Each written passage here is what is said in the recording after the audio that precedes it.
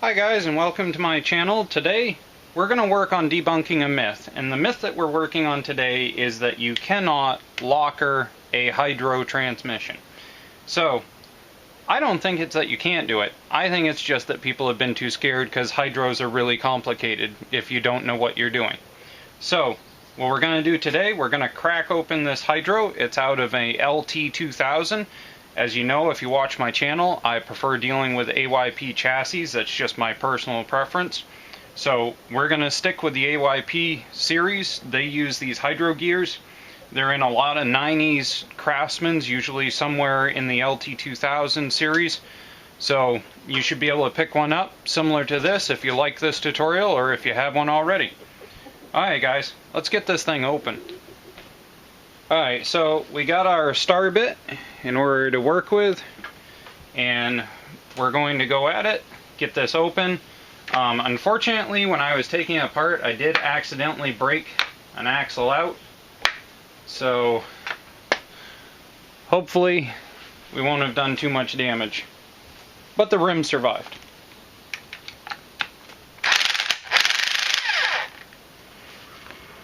Alright, so excuse the noise, I've got it draining out underneath and the crows are outside being stupid. So now we're going to take it, we're going to get this case cracked open. Just tap it lightly with the lead hammer in order to get it broken open, and we'll go from there. Alright, so we're pretty much fully drained at this point. We've got the top of the case cracked open, so we're going to work our way around and see if we can get the rest of it. And be careful to try not to get any bushings or anything. There's usually seals around any shaft that might be outputting. Try not to hit those.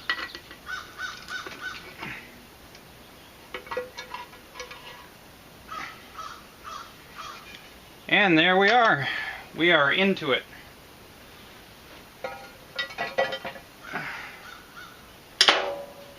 So, set aside the axle that fell out, and that would go through there, and through that grommet there, and then in. So, if we take a look at this,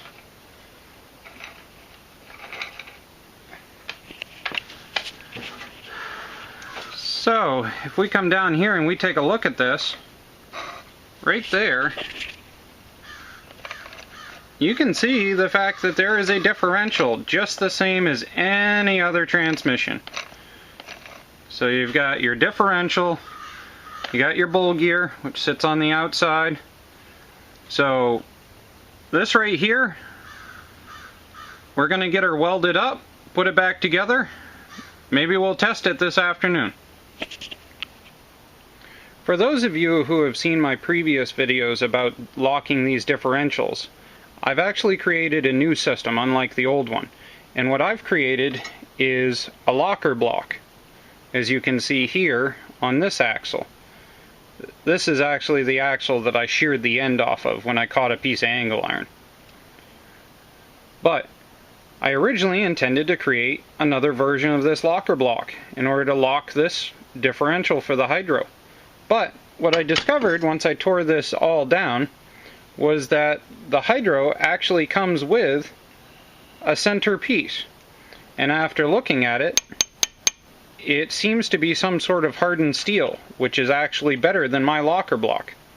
So I'm just going to weld this right on, just like I did the locker block video, and I'm going to weld these corners here on the gears and put everything together, and we should be good to go.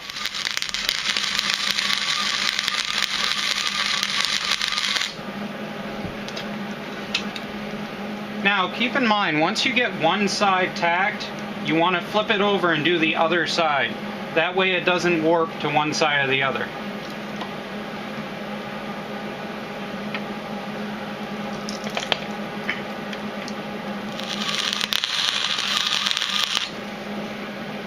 Alright, so now at this point I'm going to flip it back over. I'm going to do that inner seam in order to make the locker block like we discussed earlier.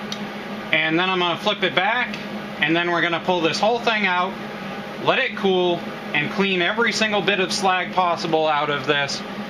buff it down, and get this transmission put back together. Alright, so as you can see, everything is all welded across on each side in order to create the locker block.